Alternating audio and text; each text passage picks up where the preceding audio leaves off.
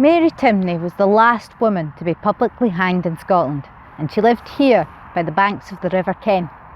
She and her husband, Frank, were tenants of the neighbouring farm at Carsphad, owned by twins Anne and William Hannah.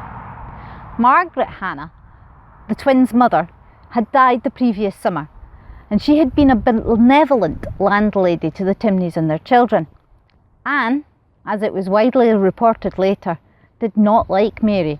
She had allegedly called Mary lazy and had accused her of stealing and hiding money. On the morning of Monday the 13th of January 1862, Mary's eldest daughter Susan was sent to fetch Agnes McClellan to bake for Mary because Mary was feeling ill in bed. On the way past the farm to the Timneys' cottage, Agnes stopped in at Carsphad to see Anne, who was her good friend. She found Anne lying in her own blood on the kitchen floor. Anne was still breathing but badly battered around the head and cut on her arms and face. Agnes ran back to Knocknalling Lodge for help from Robert Coates. Word of what happened got to William Hannah and his brother Lockhart, who were out working in the fields during that brief winter day. By the time William got back to Carsphad, a number of people were gathered there, including Mary and her baby boy John.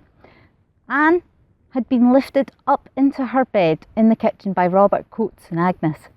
When John became fractious, William asked Mary to leave. Dr. Andrew Jackson arrived at 2:30 p.m.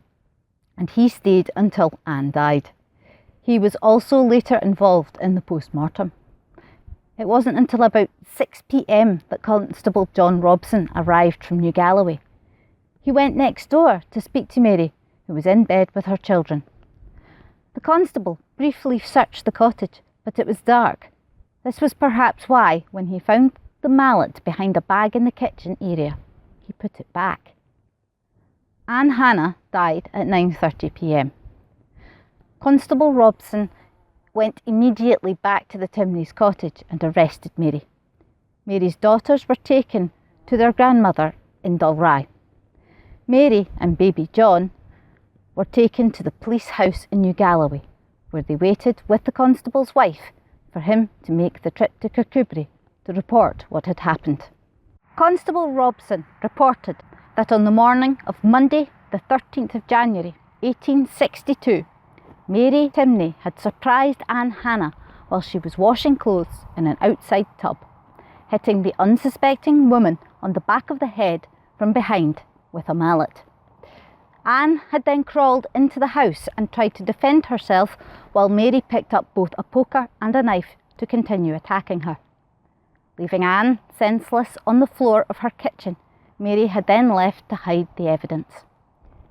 News spread quickly until the entire country was talking about Anne Hannah's shocking murder.